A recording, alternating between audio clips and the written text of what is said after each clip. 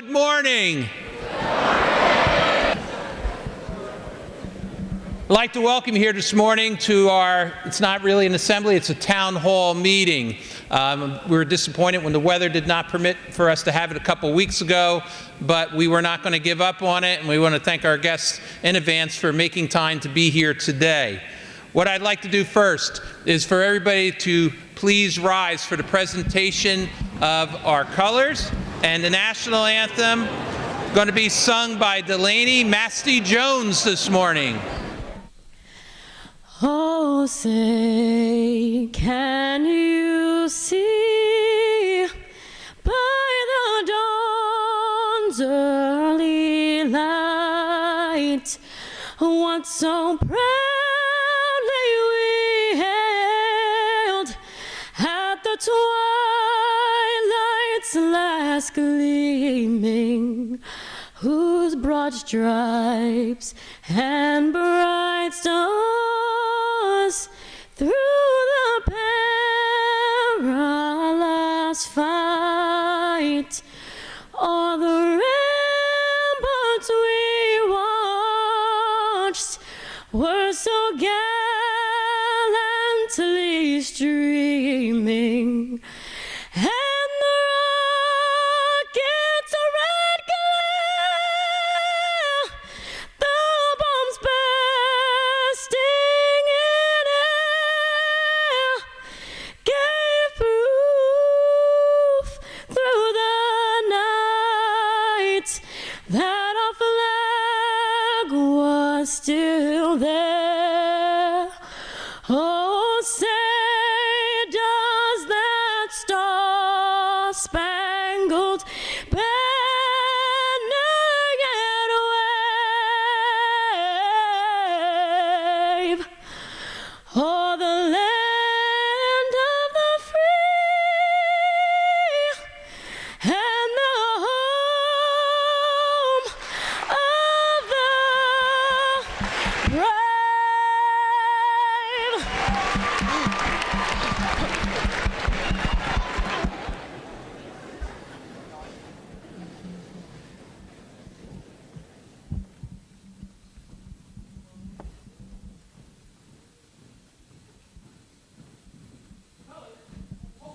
Okay, please be seated.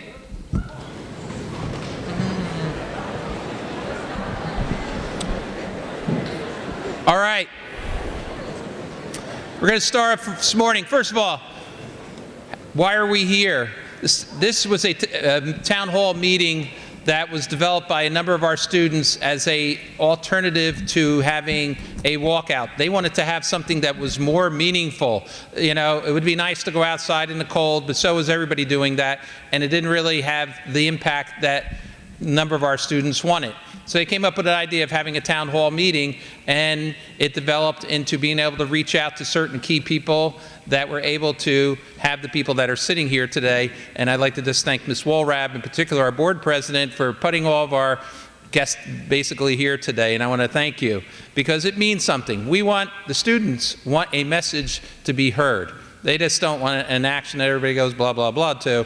They have serious questions they want to ask you today, and they want their voice to be heard and their concerns to be addressed in the right forum.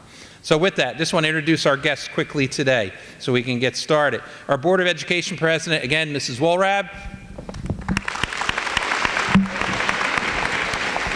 Our District Director of Curriculum, Ms. McNamara. We have Mr. Kleisler, the principal over at Brick Township High School.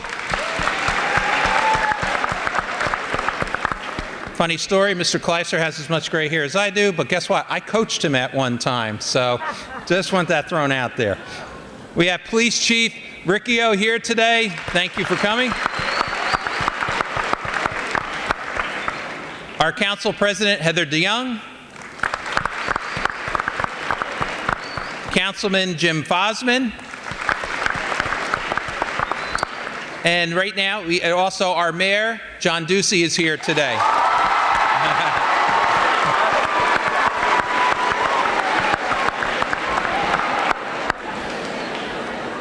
All right, we all know who the crowd favorite is here already this morning. All right, first of all, I would just like to bring up our Board of Education President, Stephanie Walrab, for just a few comments.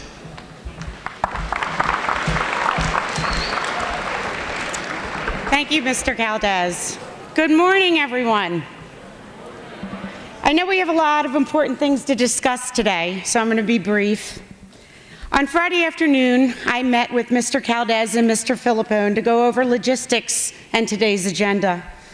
I sat and I listened as they told me about all the hours, the many collaborations, and the coordinations between the high schools that went into today. From the teachers and administrators who worked alongside of you and empowered you instead of disenfranchising you. To your peers across both high schools who replied to your requests for input. To the student leaders who worked together to ensure your voices are heard, I'd like to say thank you. Thank you for being such great role models for our elementary and middle schools students. Thank you on behalf of my fellow board members and the district administration and teachers. I've always believed that although we are a large district made up of 12 very unique schools with our traditions and our healthy competitions, we are and always will be one brick.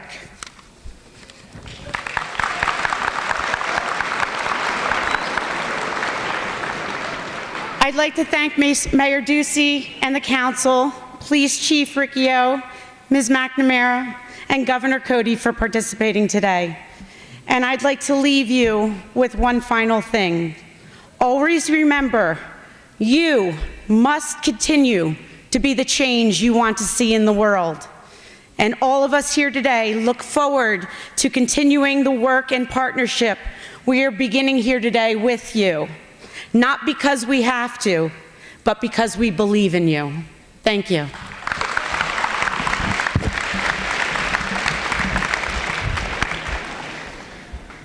One thing, I know we introduced Mr. Kleisler here, but I also like to welcome our guests from Brick Township High School. One thing about today, we are competitive when it comes to sports. We all know that. We all like, we have bragging rights. But right now, today is about Brick Township and what's best for students of Brick Township. So we are one, and the students here today are representing. We'd love to have everybody come over in Brick High School, but we couldn't fit everybody. And we'd just like you to represent your Brick High School and be here today and joining us. Because like I said, we are one town. We are Bricktown. Mayor Ducey, we'd like to call you up for address our students. You're our crowd favorite here definitely today, but one of the things I will say, when we brought our students together, the respect that our students have for you, you're a man that when you say you're going to do something, you do something, and our kids wanted you here, and they were, at first, weren't sure if you were going to make it, but they were so happy that you are here today because you are their voice. So Mayor, would you please come up?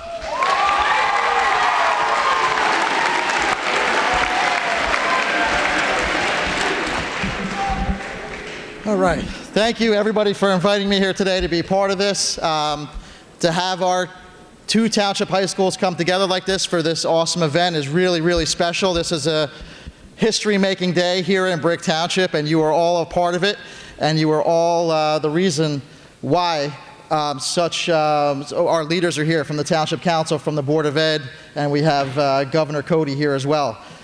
So it's a very, very important day. You guys are the future of our town, and I've felt that right from the beginning. Becoming mayor, I wanted to have children, youth, teenagers, high school students all involved in decision-making in town, and that's why I started off with that teen advisory committee, so that you have a say, because we want everybody to come back to Brick Township. We want you to go off to college if that's what you want to do, or we want you to open up your business right here in Brick Township and raise your family so you're the next generation of Brick Township. So we want your kids sitting in these stands 15 years from now, 16 years from now. But we want them here sitting in the stands watching basketball games and watching wrestling events and watching our school plays. We don't want them sitting in the stands talking about this same type of situation. And hopefully your generation is the generation that can make the change over those next 15 to 18 years and before that. We take your ideas seriously, the council and I. We want families. We want family life. We want our youth to have a great time here in Brick Township. We want you to be safe. We added concerts to Summerfest. We added a Fall Fest, these fun family type events. We take your ideas seriously. We have Colleen Finnegan, who comes in and speaks to you guys probably a couple times a month about what you want to see in Brick Township. And then she brings those ideas back to myself and the council. So we have those ideas like the Brick Birthday Party, which I know is for little kids, but it's still something for families to get together and your little brothers and sisters can take part in. We have a Build-A-Bear Day coming up on May 6th. So Build-A-Bear is coming here to Brick Township, and they're making a Brick Proud Bear with a special Brick Proud t-shirt. It's for all ages. So I mean, at high school, you guys can be a part of it. Your little brothers, little sisters, adults are going to come, and then we're going to have a picnic afterwards. You probably don't want to take part in a picnic with the Bears, but maybe you do. So it's just some type of family fun event. We have a Mayor Shadow Day. So if anybody is interested in doing that, please let Colleen know. You guys all know who Colleen is, I'm sure. Our biggest project in town is that big empty lot you see on Route 70. We're turning that into a sports dome with all types of activities, sports as well as ceramics and yoga and dance and things like that, because we want your lives to be that much better.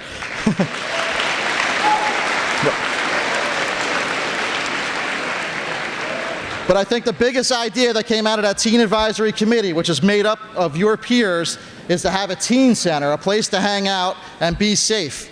And that teen center finally came to fruition with the help of the BMAC program. So we have a teen center now. So every Friday night, please come out to that teen center between 6 and 10 and use it. There's video game systems, there's karaoke machines, and there's all sorts of fun stuff there to do. They also do special events like French fry tasting, ice cream tastings. They got video game competitions.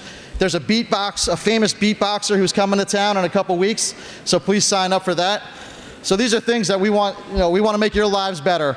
So there's a couple questions here. I know there's going to be questions coming to me. It's going to come into our panel is, what are you doing to make us safe? These are some of the things we're trying to do to make your life better. But I also like you to think about, what would you like to do to make your life better and to make your life safer? And most of all, at the end of this day and continuing on into the future, the question we should all be asking is, what can we do together to make all of our lives better and all of our lives safer? So again, thank you for inviting me here today, and I have the honor of introducing our former governor and current New Jersey State Senator. He represents the 27th Legislative District, Richard Codey. Governor Codey is the longest continuously serving member of the New Jersey State Legislature, having served our great state since 1974. Governor Codey also served as the 53rd governor of the state of New Jersey. Throughout his service to our state, Governor Codey has consistently proven himself to be dedicated to making our communities better and safer. Governor Codey has long been an advocate for mental health awareness, which is definitely a conversation in this whole issue. He has also fought for common sense gun control to keep our communities safe, and last fall he introduced legislation regarding bump stocks. Safety in our schools and communities goes hand in hand with the debate about gun control. We are here today to talk about safety in our schools, and we are fortunate to have him here today for today's keynote address. So please join me in welcoming Governor Richard Codey.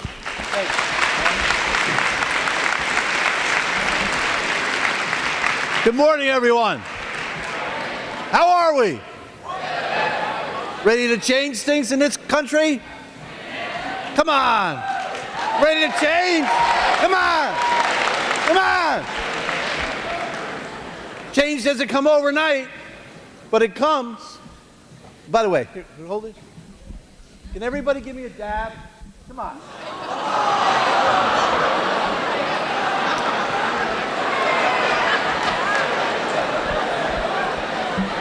I know.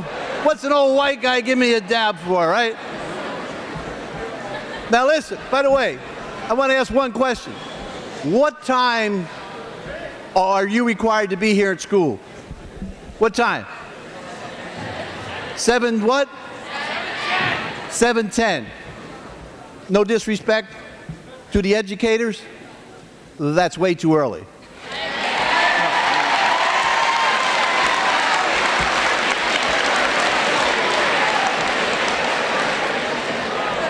I'm trying to change that. And I'll tell you why. Because it's a proven fact that teenagers like yourself not going to go to bed at 8 p.m. It's fact of life. Or 9 p.m. Biologically, you're going through a lot of changes, and you need more sleep than the younger kids who go to school later than you. We've got it all wrong in this country.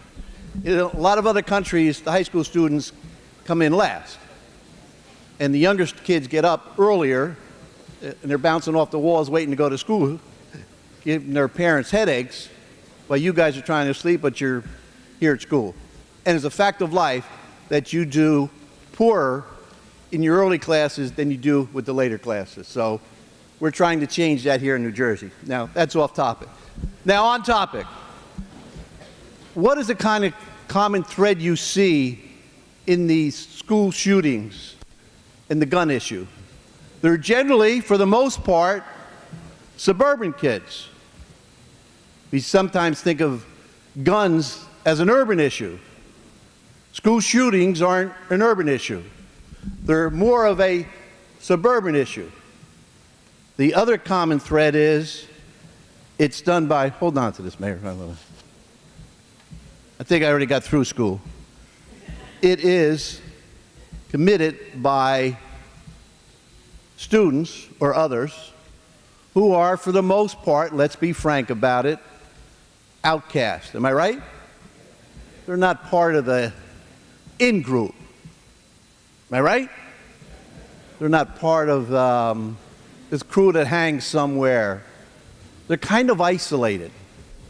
And so I would say to you, to all of us, do we ever think of reaching out to someone who appears to be outside of the mainstream at either one of these two high schools to say, I may not have the same interest that you do, but that doesn't mean that I cannot be friendly with you, that I cannot befriend you, that I cannot make you feel that you're wanted here. Do you understand what I'm saying to you? Reach out. Say hello. Make someone a friend when you see that they feel isolated from the mainstream of the high school here. By the way, I want to touch on another subject. There was a headline in all the newspapers last week. The headline was, teenage suicide up 70% over 10 years. That's shocking. And let's be candid about it. If teenagers were dying from some kind of a kidney disease, that teenagers are dying from suicide, there'd be a national outcry to do something about it and find a cure. But because it's a mental health issue, we're embarrassed by it. We're ashamed about it. By the way, I'll be candid with you. When I was governor, a story came out about my own wife, who had suffered postpartum depression after the birth of our first son, and over the next 18 years endured maybe 20 shock therapy treatments, some of those while she was pregnant with our second child. Today she's fine, no problems whatsoever, but she asked me for help. And that's a big difference, because too many of us are embarrassed to ask for help. I was born and raised, by the way, born and raised in a funeral home in Orange, New Jersey, 3rd floor. By the way, the elevator only went to the 2nd, and the same with the air conditioning. Nobody in my family ever went to high school, to college, or even lived in a house. But I learned about life, and I can tell you, in all the thousands and thousands of funerals that I've worked, and I'm still in the funeral business, all right, I never even heard of a teenager committing suicide. Yet, every year in our universities and our colleges here in New Jersey as well, there's students committing suicide.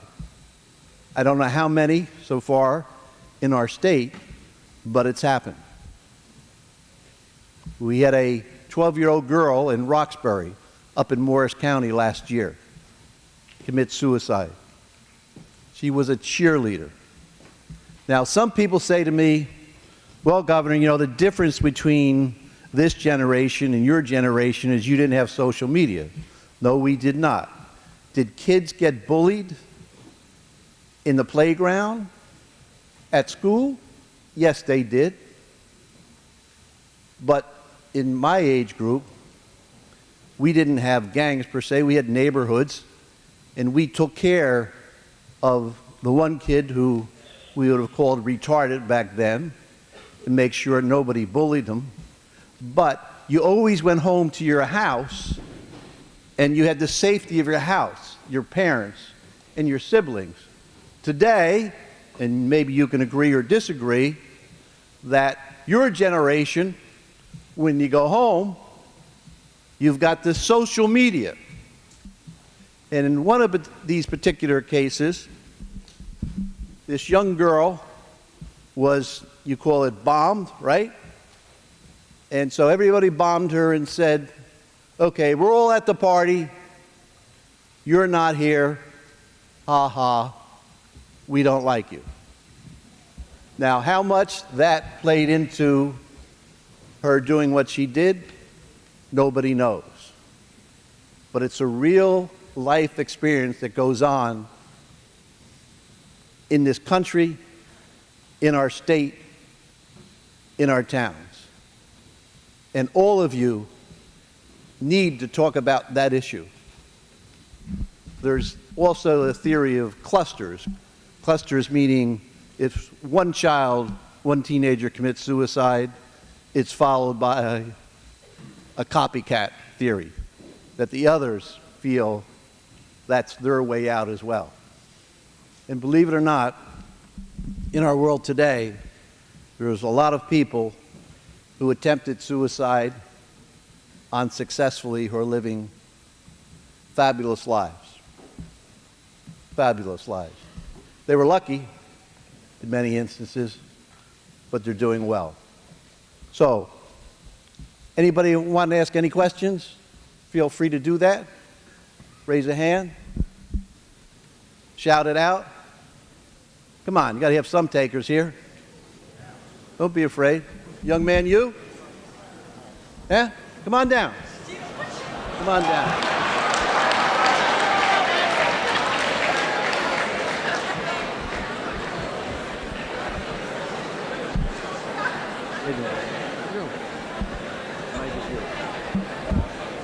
Am I asking you this? Yeah, just ask it out. Go ahead.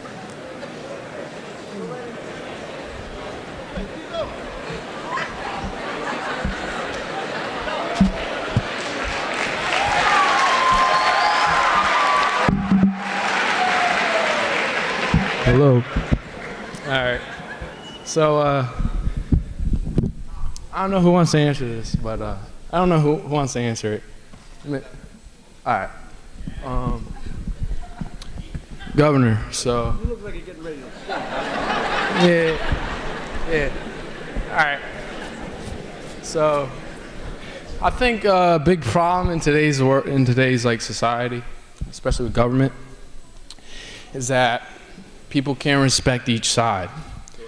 People can't respect each side. So, my question is, what are you doing as government position that you are, ensuring that both sides hear each other out and actually come to conclusions? Sure. Good question. Good question. Thank you.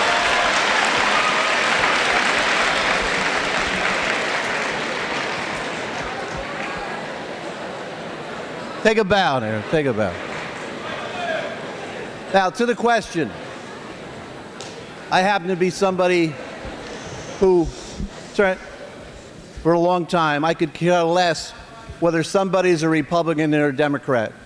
Could care less about that. Doesn't enter my mind.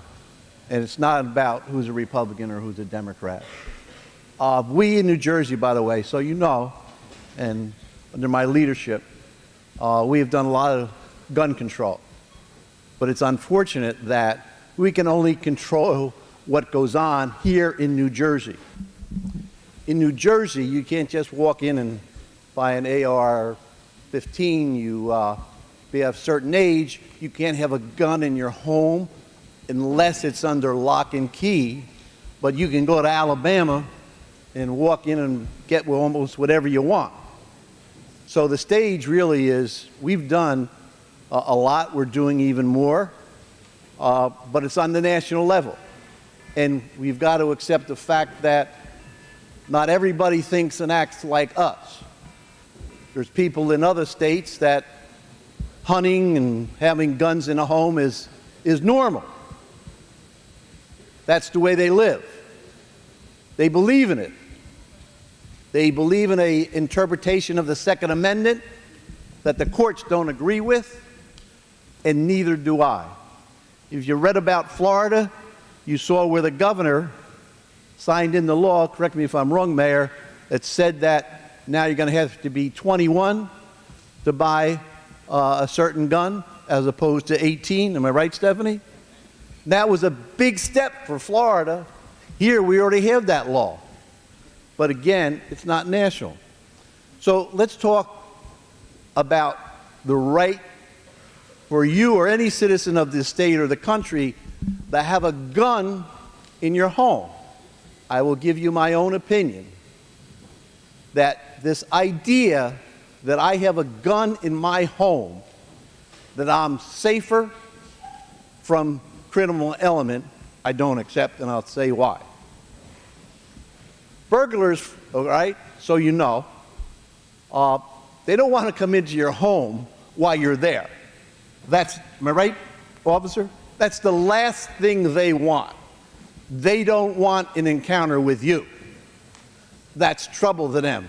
They want to get in, get jewelry and cash, and get the hell out without any disruption. So this idea they're walking in with guns, the mainstream professional is not going to have a gun. They don't want any entanglement, any at all. And if in fact you get the worst case scenario that someone does come in with a gun, what do you do? Ask him for some time to get your gun out? I don't think so. But here's what really happens with a gun in your home. Your son, who's 10 years old, may find it not locked, it's loaded, accidentally could kill himself, his brother, his sister. Your parents could have an argument, and in a moment of passion, grab that gun. Before they understand what they're doing, someone is killed. That's what happens with guns in the home. Now, I've got no problem with people who want to hunt. I'm not into it myself. I have no desire to, but that's fine. But if you have to have a gun, it has to be, at least in New Jersey, under lock and key, and I think for good reason. Now, with change, we have seen a lot of change over the last 20 years, starting with Columbine. But like I said, it has to be done on the national level. Now, your representatives, for the most part, well, your two United States Senators, Booker and Menendez, are on board. Is Frank Pallone here in this district? Who's MacArthur? Well, I'm not sure about where he's at on the gun issues. But I'll be honest with you. The most important way to get to a legislator is by a personal letter. Don't send a form letter. A personal letter means you sat down, you wrote your own thoughts, and it has an impact. It always has an impact. Don't think it doesn't. We're at an incredible moment in America's history where for the first time in, I think, since my generation with a Kennedy or somebody else, look, my generation was Vietnam. Look how my generation changed what was going on with Vietnam. We went We served our country, but it was an unpopular war. And because it was, a president resigned, didn't run for re-election. That's a fact. Because the younger generation was saying, this is wrong. This is a wrong war. You too can change the face of America and what's going on in your country. So with that, let's have some questions. Go ahead, young man. Come on down. I didn't think it was that warm out. God bless you.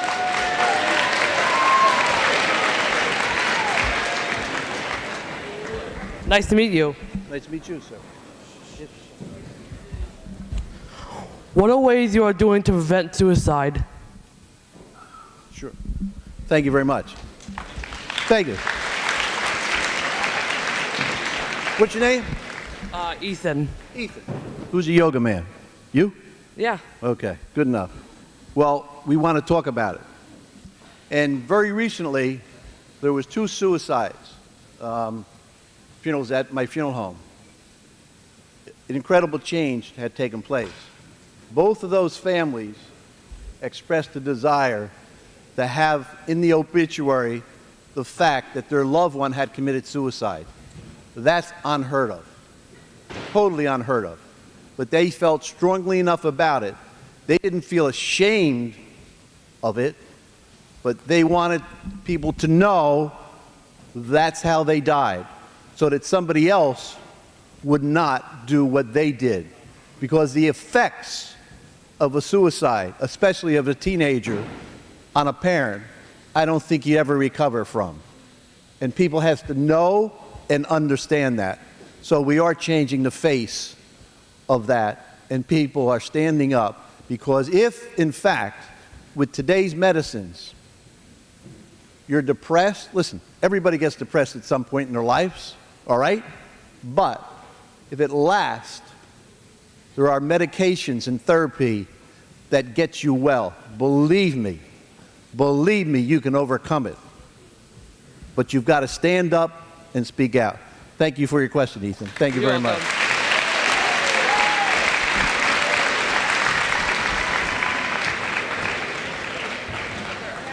Yes. I didn't know you were allowed, Stephanie. I thought the only thing you're supposed to do is raise money for me. This is my fundraiser, too. God love her. Governor, we have a panel of students here that would like to ask some questions, and at the end of their questions, they are going to be presenting you with some petitions and letters. And what I'd like to ask is, would you take these petitions and letters for them so that they are heard to our United States Senators Menendez and Cory Booker? Thank you. Thank you. Get them the mic, Steph? The mic?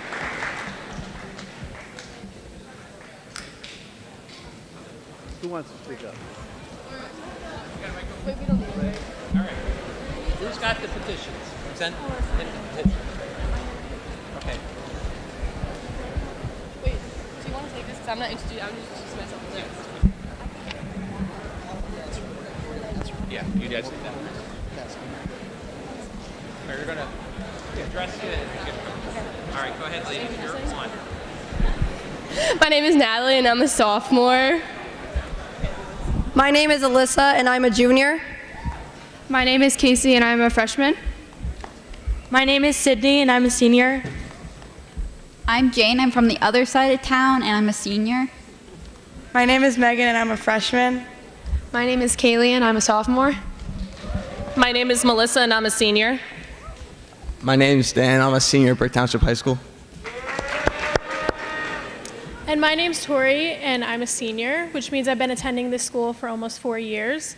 In that amount of time, there have been 89 school shootings across the nation. Since I've written this speech, there have been 4 more, making that number 93. None of these has been as fatal as Valentine's Day 2018. A day supposed to be filled with love and kindness, but is now a day forever associated with hatred. It was on that day 17 students and teachers saw their families for the last time. The day 17 innocent, unsuspecting people would never get to fulfill their dreams and aspirations. In Parkland, Florida, Nicholas Cruz entered the freshman building at Marjorie Stoneman Douglas High School and opened fire. These victims all thought they were safe coming to school when they left their houses that morning. Little did they know they weren't safe at the one place they should be. Here, we will take a moment of silence for these 17 people. Alyssa Alhadef, age 14, Scott Bagel, age 35, Martin Anguiano, age 14, Nicholas Dworet, age 17, Aaron Faze, age 35, Jamie Gutenberg, age 14, Chris Hickson, age 49, Luke Hoyer, age 15, Kara Luckren, age 14, Gina Montalto, age 14, Joaquin Oliver, age 17, Elena Petty, age 14, Meadow Pollock, age 18, Helena Ramsey, age 17, Alex Schachter, age 14, Carmen Shentrup, age 16, and Peter Wang, age 15.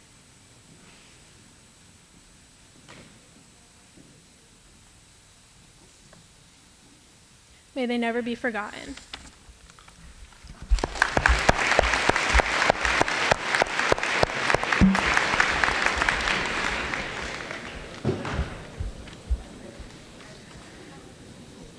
We are here to represent you and present your, as well as our own, ideas, proposals, and questions to the officials here today. Even though there was a national high school walkout on March 14th at 10 a.m., instead, our school is having this assembly for your voices to be heard. Our focus today is about the safety and security of our school and local community, as well as a call for a nationwide reform within public schools. This is not solely about politics. Our purpose today is to ensure action is being taken for the betterment of ourselves, the teachers, the staff, and all of those in the future who will join us in this community in hopes of a safer environment. Today, we will be asking the questions from the student body to our guests and discussing both potential and definitive solutions to the dangers we are at risk for within the Brick Township Public Schools. Thank you.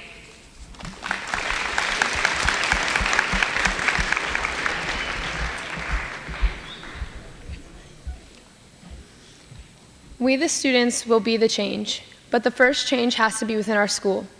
It is what you do after this meeting that will make a difference. Brick Memorial High School has never had a mass shooting. It is in our hands, along with the administration and security, to make sure that that status stays the same. Please let me convince all of you how we are going to change for the better and for the safety of our school. Safety is our #1 concern, so I would like to propose ways we could achieve this common goal. Leaving the building the wrong way at the wrong time is putting all of our lives at risk. You're giving someone the opportunity to catch the door while you're on your way out. Someone might say if a shooter was coming in while I was going out, I would obviously notice the person, but you would not, because they are trying to blend in. They can catch the door, or even better, they could check one of our stairwell doors that has something preventing it from doing its job, locking, keeping unwanted people out, and keeping people within safe. With both of these things being said, I am begging you, we are begging you, please do it the right way, follow the rules, and go in and out of the front doors that are regulated by the school. If we are not doing what we are supposed to do on our part, then why would we expect officials to fight for us on their part? We, the students, help each other grow. Essentially, we mold each other into a certain standard. That standard needs to change. It needs to become doing little things that make people smile, because the smallest thing could be the biggest impact. You never know what someone is going through, and the one thing you say or do can determine a decision that can make a huge difference in someone's life. We need to have each other's backs. We need to show it. And we need to lead by example, for once we graduate, the school stays here and our marks have been left. Now ask yourselves, have we done enough considering if not us, did we leave a path that might lead it to being them? It is up to you to decide what you need to do versus what you want to do. These will be the first steps to us making a difference. We have to start small, and that is by following the simple, easy rules that are put in place for our safety. It all starts within the walls of our school, and we need to be held accountable. This is our future. We all deserve a chance to make a difference and leave our mark on the world. So please don't leave the school incorrectly. Don't do things that put hundreds of lives at risk. Be kind to people and leave someone feeling like they matter versus that they're just another thing taking up space. Make a difference. Together we are stronger, and right now in the world we need love more than anything, and love is louder. Thank you.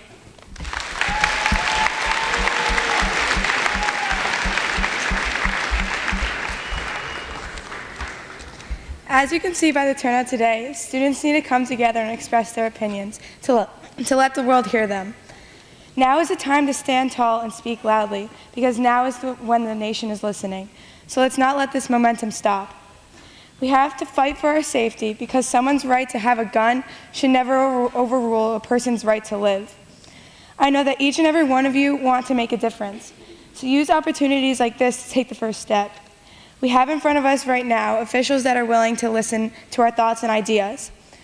So without further ado, we have some questions that students here at Brick Memorial and Brick Township have asked and would like to hear the responses of the present officials.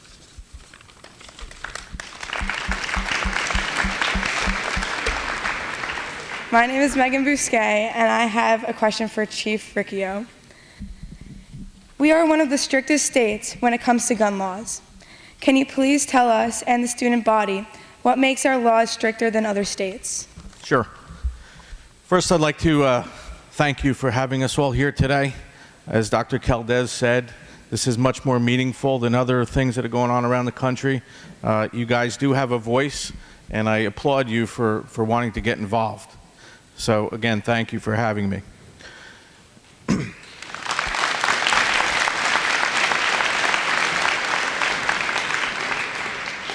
I would agree that New Jersey has some of the strictest gun laws. I'll just take you real quick through the process. At 18 years old, you can apply for what's called a firearms ID card. A background check is done by the local police department, and by getting the firearms ID card, what that'll allow you to do is buy just a shotgun, okay? Hunting and those, target shooting or what have you. Now, as part of the background process, which is done here in Brick, I have an office that does that.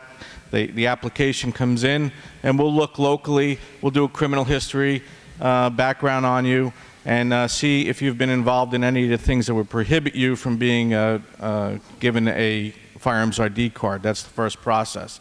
And some of those things that we could reject you for is if you were involved in a domestic, if you've been arrested for drugs, if you've been evaluated psychologically. And we're asking that those people put that in the application, but we just don't take their word for it. We actually have a unit that does a background. So if you have violated any of those provisions, if you've been involved in a domestic, if you're habitually drink, if you've been involved in lots of fights, we could, as a chief, I could deny you to move on with the process. I could deny you that card. At 21 is when you can apply for a handgun. The same principles apply. So if between 18 and 21 you started to drink, you started to get into fights, you did any of those things that would prevent you or prevent me from giving you a permit to purchase a handgun, I could deny you. There's then an appeal process where if they don't like our decision, they could take that to court and they could present to the court their reasons why they think that that I was wrong in my decision not to give them a permit. And if the judge decides, he could overrule me. That usually doesn't happen because we're pretty thorough and we present a good case. Many states, again, as the governor had said, lack what we have here in New Jersey. But I think where we're all missing the boat is the psychological aspect. What we're missing is if a person was evaluated, if for some reason they went to see a doctor, a psychologist, for some type of mental illness, that's not going to show up in any of the records that I'm able to check. So someone can come from another state, have been evaluated, for certain mental issues, come to New Jersey, and I would never find that. That's where I think we're missing the boat all across the country. Sure, the other states need to strengthen their laws just like New Jersey has, but across the country we need to have a database, some type of access or some type of computer or record system that me as a chief, my people can go in and access and see if you've been evaluated in Kentucky or Louisiana or some other state or right here in New Jersey, which will then allow us or allow me to deny those people access to weapons. Because let's face it, we are tough. the law-abiding citizens are the ones getting the guns, but the ones that shouldn't be getting guns are getting them from someplace else. They're not going in and buying them. In some cases, they might if we're missing the boat with the mental illness checks. But in most cases, the gun laws prohibit the law-abiding citizens from getting the guns, because the bad guys or the people that want to do harm are going to get their hands on the guns.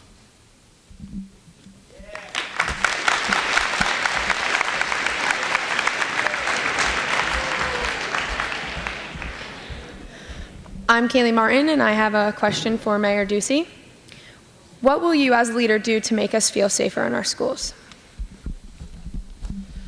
All right, thank you.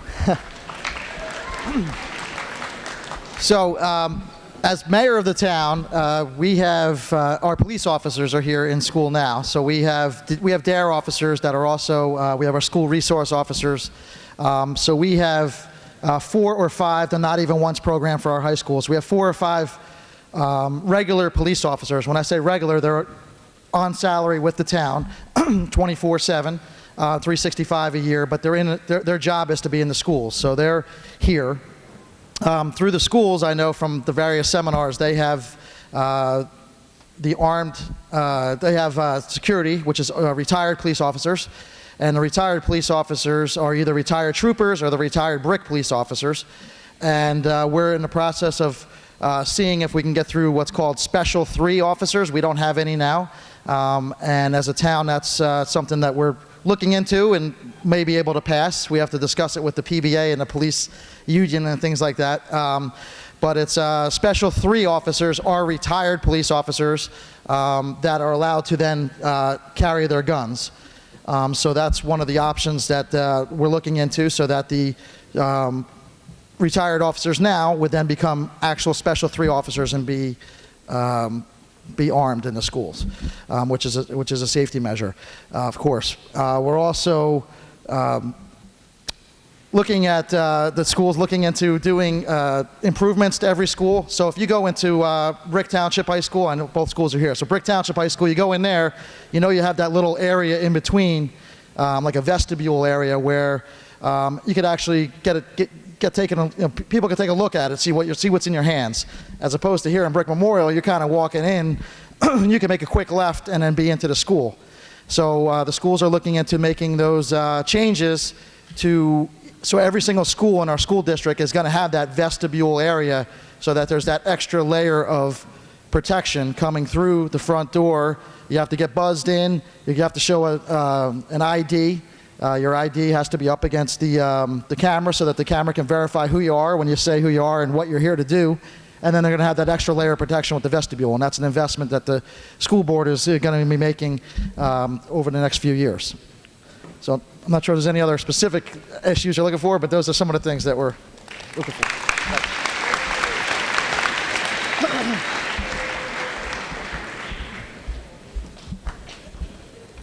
My name is Casey Murphy, and I have a question for Chief Riccio.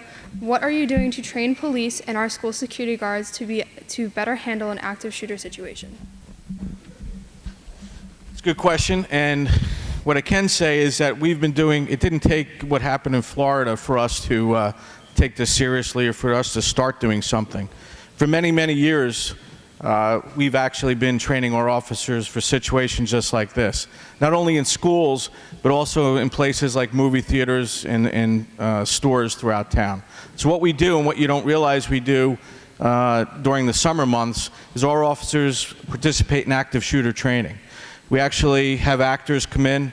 We'll put on a different scenario of someone in the schools, shooting, and our officers are trained. I don't know that all places are, but our officers are trained not to wait for backup, to go right toward the sound of gunfire and take out the threat.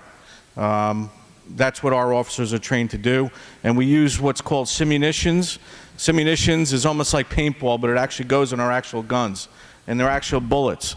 And they engage the shooter, the shooters engage us, and trust me, the officers don't want to get hit because it's very painful. So it teaches the officers, that they don't want to get hit.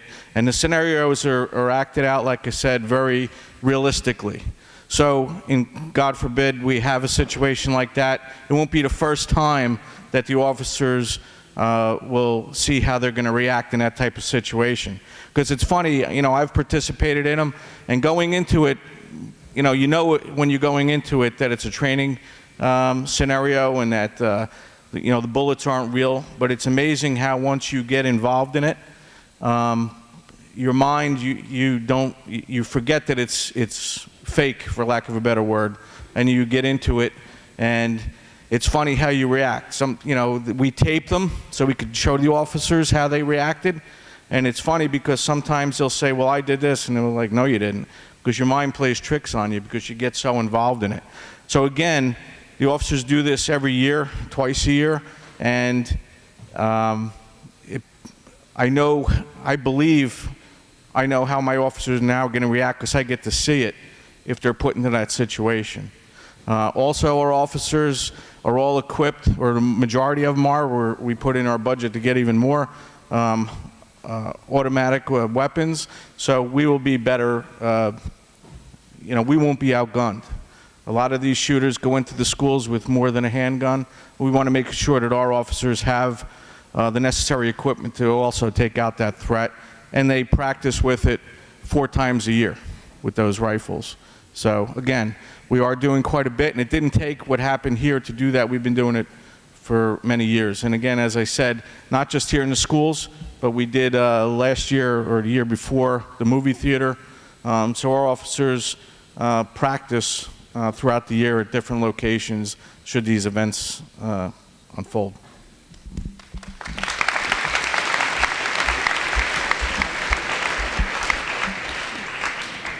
My name is Alyssa Bousquet, and I have a question for Governor Cody. As a current senator and former governor of New Jersey, what ideas can you suggest to Governor Murphy to improve school safety? Thank you, Lisa. One of the things we're doing, my bill in the Senate, somebody else in the Assembly's doing it today, is in New Jersey in the future, we will have the right to have a parent, a loved one, next of kin, go to court and say, my daughter, my wife, son, husband, wife, whatever, has a gun legally, but I feel strongly that they're acting out. They have a problem mentally, and I want the court to be able to come in and take the gun away from them. All right? So they would have the gun taken from them, and after, I think it's maybe 7 days, that person who had the gun taken away from them would have the right to go before the courts to say, I want my gun back.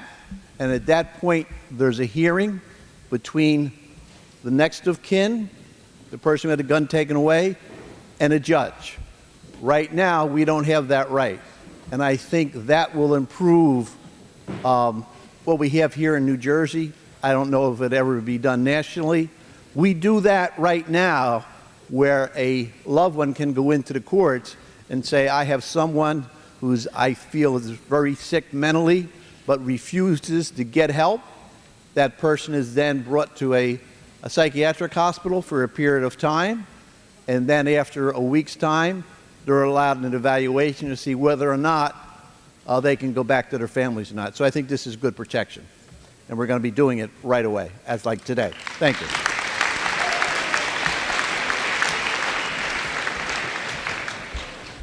Hi, I'm Jane. I have a question for Mayor Ducey. With the obvious safety concerns, how will traditionally large events like Pep Rally, Relay for Life, Summer Fest, and even athletic competitions be affected? Right, thanks. First, I want to follow up on what the chief. I was I guess a victim in one of those the police shooting, active shooting drills, and it's really like it's real high intensity. Your blood pressure is really going. Just as I was standing there, I mean, I'm in a mask and everything, so you don't get hit by these things. But there's a lot of intensity. I mean, it's really, really serious. There's no fooling around. In addition to our police that are involved, our EMS are there.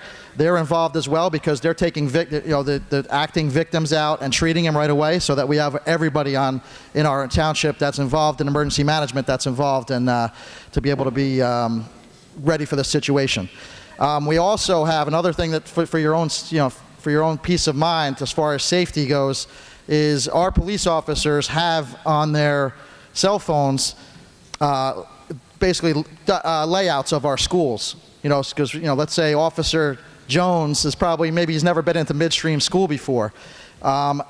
There's an app on the police officers' phones. They're going to get the layout. So if somebody says there's an active shooter in room 110, even though that officers might not have been in that school before, or maybe went in, walked through, but doesn't really know where room 110 is, that's going to tell him exactly where he's going. It's also going to tell him where other officers are. They're going to be green. They're going to be the good guys.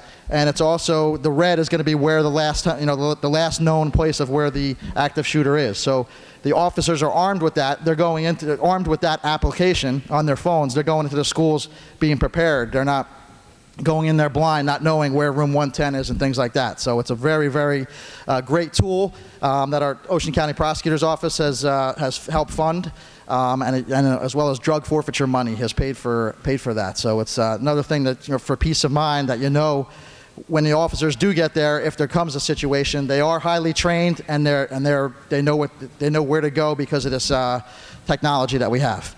As far as sporting events and all, that's a great question. What we have now is we have officers at our different sporting events, but there's going to be probably added security, just like everybody had to go through after 9/11 with the airports. It used to be so much easier to fly. I know you guys are a little bit young for that. You probably don't remember the days when it used to be just kind of sailing through the airport. You weren't waiting in those lines like you are now for 45 minutes or an hour. There's probably going to be some inconveniences in the future as far as safety, because you want everybody to be safe. So there's probably going to be a little bit more of a check. Some people at the gate that know who are from the school, who are not from the school, and maybe take a double look at the people who are not from the school and things like that. So, unfortunately, when there are situations where, their safety is involved, it's not that your rights are taken away, but it might not be as easy to sail through. You might not be able to pay your $2 or $3 and walk right through. You might have a question, what school are you from? Why are you here? Those types of questions, and but we still have to live our lives every single day. So after 9/11 happened, there was a long time period where people wouldn't go. They canceled football games and they canceled baseball games and things like that because people were afraid to go back to those stadiums because they thought maybe some other attack would come in. This is a similar situation. You can't prevent everything from happening, but you also have to remember that you have to live your lives. You can't just stay behind a closed door because you're afraid of something might happen at a wrestling event. You have to get out there, live your lives. That's what America is about. America is about our freedoms and our freedoms to do what we enjoy, whether it's go to a sporting event, go to a band competition, whatever the case may be. But you might have to have a little bit more questions and a little bit more security at those events, and it might be a little bit of a hardship, but in the long run, it keeps everybody safer. Thanks.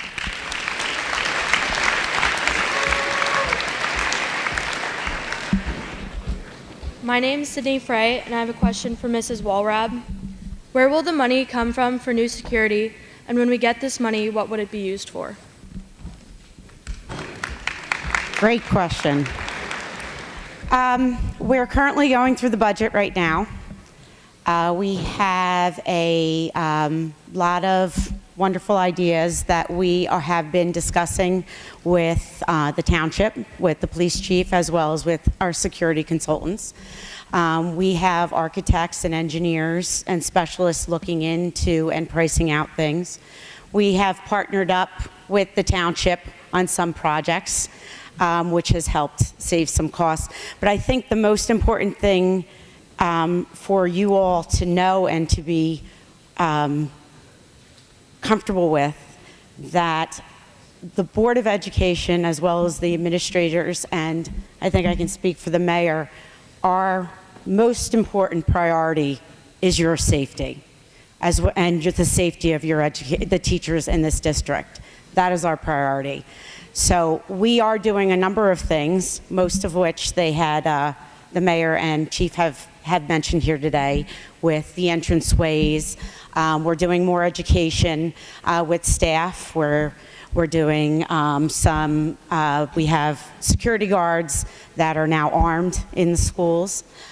We are looking into systems that will alert people because we find that the quicker you can report that there's an incident or an active shooter in the building and alert everybody, more lives can be saved.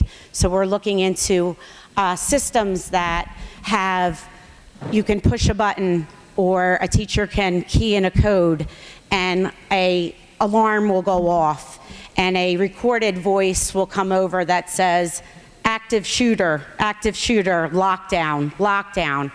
And you will know, report to your positions, report to your posts, and you guys will go into your classrooms or whatever you have been assigned to do, as well as alerting anybody that might be outside the building that something is going on inside the building so they can stay away from the building. That message will automatically go to the police as well as our other rescue, ambulance, those sorts of things, or other safety measures so that they can get here as quickly as possible to try to diffuse the situation as quickly as possible with as few injuries as possible. So it is something, as Chief and the Mayor said, that is ongoing. We've always been doing it. But now we're really going to focus in on some of those things that we've kind of put off a little bit with the entranceways and things. It's time. And we are figuring out right now where we'll get that money from, so don't you worry about that. You worry about having fun in school and learning, but we will take care of that safety measure for you, okay?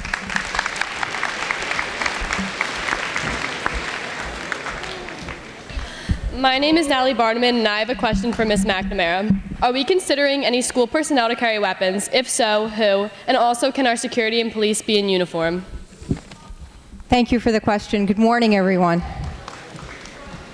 First of all, thank you for having us all here this morning. And can I have a round of applause for all these young people who've stood up this morning?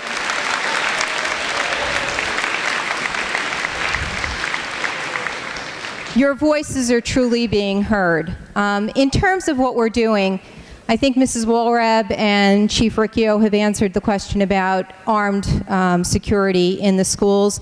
We do have security officers in the schools. They're retired police officers, retired troopers, and as of now, they are armed. We are looking to increase the number of security officers in the district for next year, so that will be a piece that will be forthcoming. Those security officers currently wear shirts and jackets to identify them as the security officers for BRIC. You also have on a daily basis, you have uniformed officers coming through each of the schools at least once during their shift to take a walk through the buildings. So you do have uniformed officers coming through the buildings. Under the direction of Chief Riccio, those officers, when they do their paperwork, you may see them parked in the parking lots of our schools doing their paperwork to add another layer of security. Finally, we have school resource officers, and I've been an administrator in this district for a very, very long time. I was a new principal when Columbine happened, and even before Columbine, we had school resource officers because we had that kind of relationship with our town and with our police department. I can remember Detective Wood, and I can remember Detective Mazza. We now have Detective Byrne and Detective McCarthy. Those folks are in plain clothes, and for a very good reason, because you need those different layers. You need folks that you can identify quickly, like our security officers, and you need folks who are in the background watching and listening and being able to take in all of your surroundings in order to inform and communicate so that we're all kept safe. I hope that answers your question.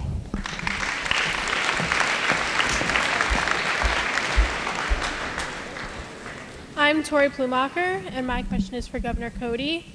Why has it taken so many school shootings to now implement security measures to prevent future school shootings? Who else supposed to? Well, obviously, it's taken too long. Change doesn't necessarily always come right away. But now, clearly, I think there's a mandate, not only from high school students, but don't think for 1 second that the whole population of this state is not behind you. They are. Without question, they're with you. And by the way, this thing about teachers having guns, I mean, we need no guns in schools, regardless of who have them. Am I right? I mean, ridiculous. Absolutely ridiculous. I could care less who the president is. That's just absurd. Absurd. Let me say this. All of you, at some point in your lives, should get involved in government. And don't say, well, geez, on this particular issue, government didn't do what I wanted.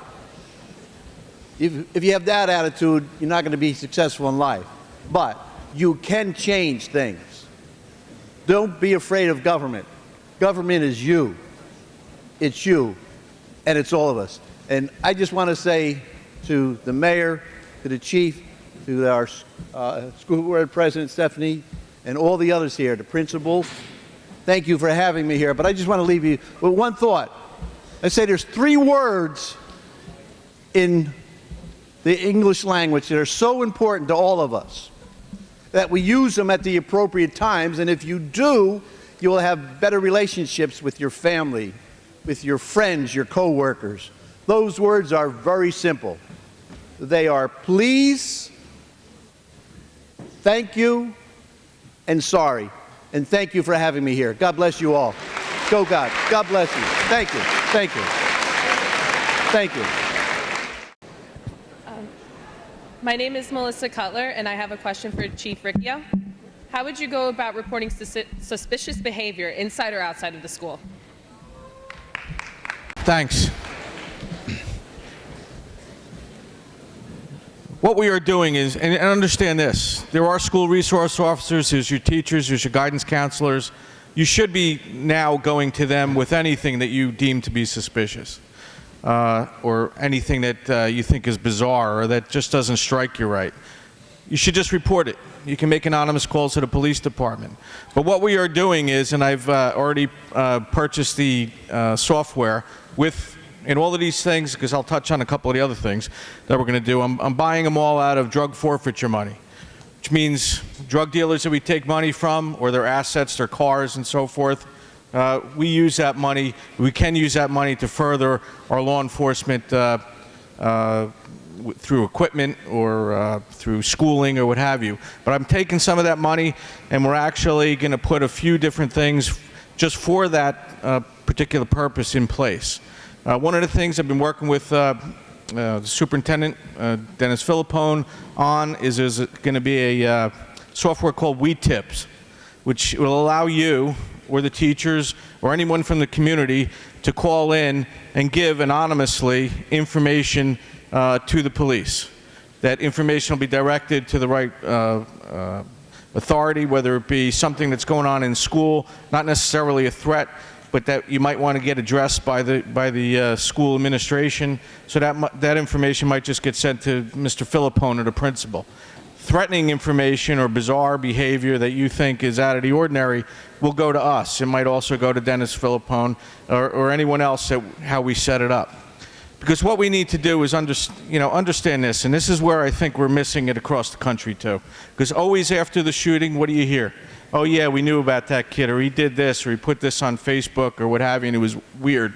And I understand that, and I've said it before, that bizarre is the new normal, right? People act bizarre, they look to get attention, and we look at that as being normal. Well, sometimes it's not normal. Sometimes it needs to be reported. And people need to understand, because I know we're very politically correct now, that if you want to act that way, you have every right to, but you might get investigated. So we're encouraging people to do just that. If it seems out of the ordinary, report it. And we're going to give you and the teachers and everyone else a means to do that anonymously. Because I understand, and probably the teachers most of all, probably figure, well, if I talk about that kid and the way he's dressed and what things he's been saying, they're probably going to say that I'm biased or what have you. Well, you know what? Tough. This stuff's got to end.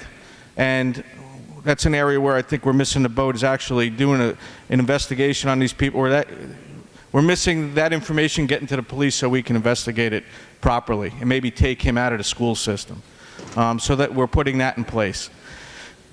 Some of the other software we're doing that I purchased with drug forfeiture money is we're buying software that allow us, the police, to monitor your social media.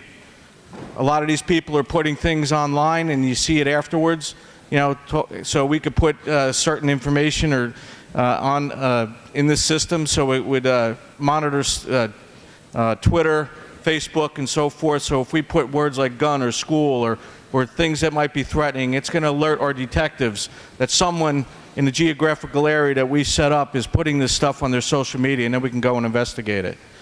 So that's just another means for us to be able to follow up and hopefully identify and remove the threat before they actually do something harmful to people.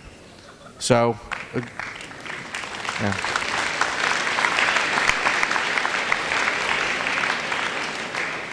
The other thing we're doing, and I use drug forfeiture money for, is we're actually having a consultant company come in and do an assessment of all your schools. They're going to come in and see where we might be lacking or where the schools might be lacking in certain areas that could be, like everybody touched on, the foyers and so forth, or leaving doors open, things that make the schools vulnerable. So I'm paying for that through drug forfeiture money to bring this company in. And we're going beyond that. I'm actually, after this happened, I talked to our I talked to our department psychologist and asked him, what should we be looking for? What should the teachers be looking for? What should the students be looking for? So I'm paying for a psychologist to come in and train our people, so then we could train you guys in your classrooms, train the teachers in what type of behavior, what things should we be looking for that should alert us that someone's a potential threat. And we'll give you that information and the teachers that information so they can maybe hopefully identify someone before, again, they do something harmful, and we could take them out of that scenario.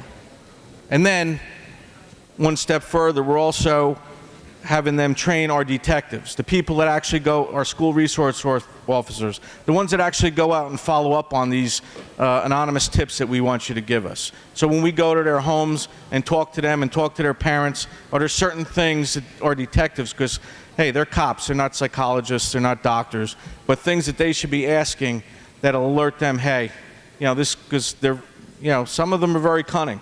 They know the right things to say, but we want to get beyond that so we could help our officers, our detectives, our investigators identify these people who are a potential threat, identify them, and get them the help they need, again, before they do something harmful. So we have a lot of stuff in place.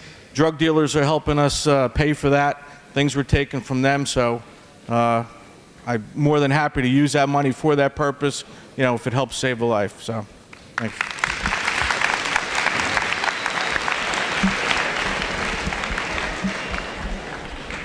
Hi, I'm Dan Venezia. Ms. McNamara, how can we regulate what people bring into our schools? Thank you. Not easy to regulate what people bring into schools, is it?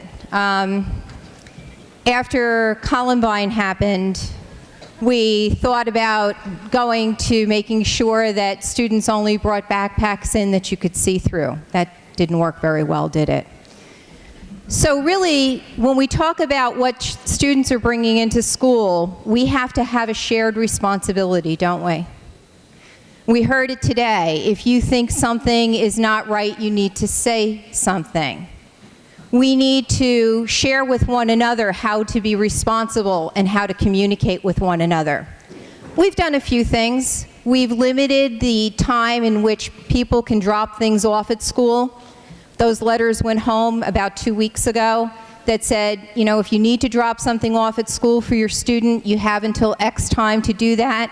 We have spots where they're dropped off so that we can have better control over what's being brought to the school. But at the end of the day, it's a collective responsibility. It's understanding what we need to do as a community to keep each other safe. There's been a lot said about your generation. being too into your phones and too into social media and too into yourselves. But you're sitting here today and you've joined together to have all of these folks that are sitting here express your voices and your questions. And what I would say to a number of adults who feel as though you are not concerned, take a look around you. Look at the students in this building. Look at the students who marched on Saturday. Look at your voices and how concerned you are about keeping your community safe, and know that we are in very, very good hands. Thank you.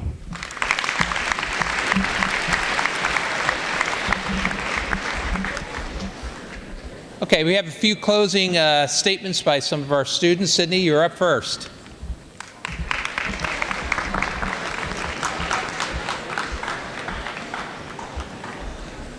I'm sure we have all made our own personal plans, whether to run or to hide or to throw anything in sight at a gunman. But today we made better plans.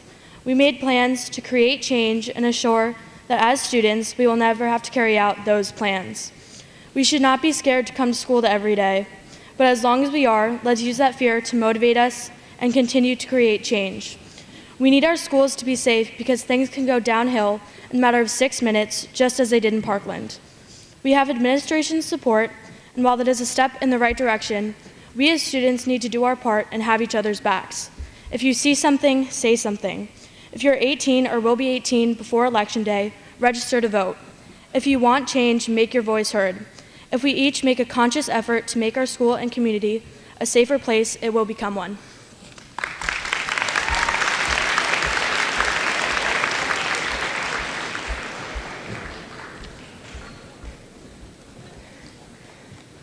Together, our voices can be heard, so it is time for us to become the generation that inspires change.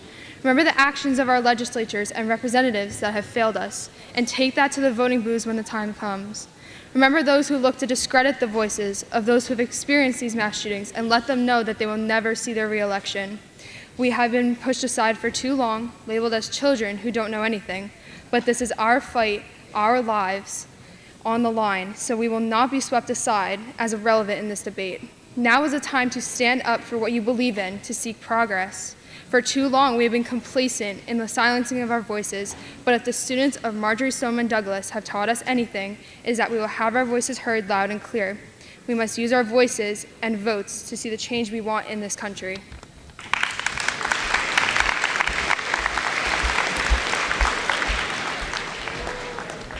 Today, I stand in front of you all to remind you of the power you possess as citizens in this country.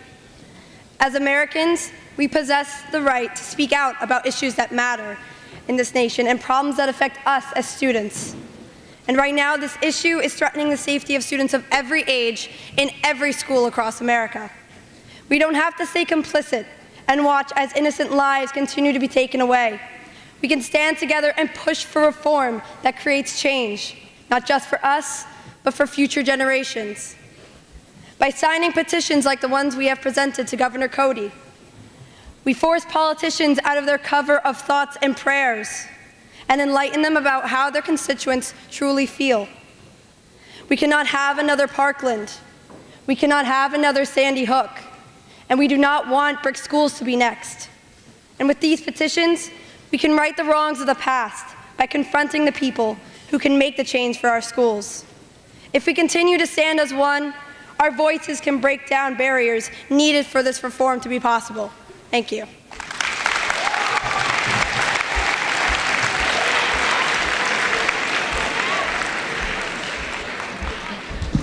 We are almost 4 months into 2018, and there have already been 22 school shootings. In all those shootings combined, over 25 people were killed. 17 of those 25 people were from Parkland, the most fatal school shooting in 2018 so far.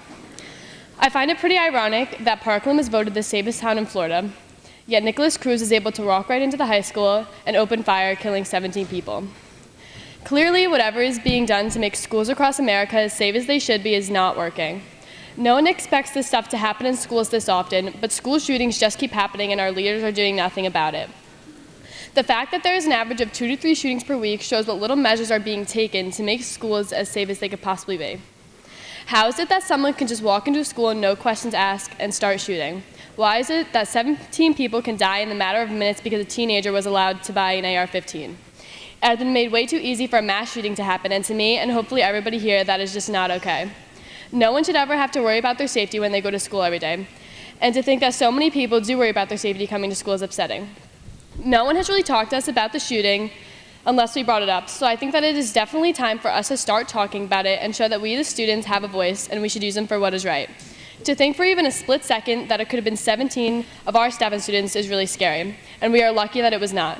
But to be honest, I don't want to be lucky anymore. I want to be more than 100% positive that nothing like this will ever happen in our school.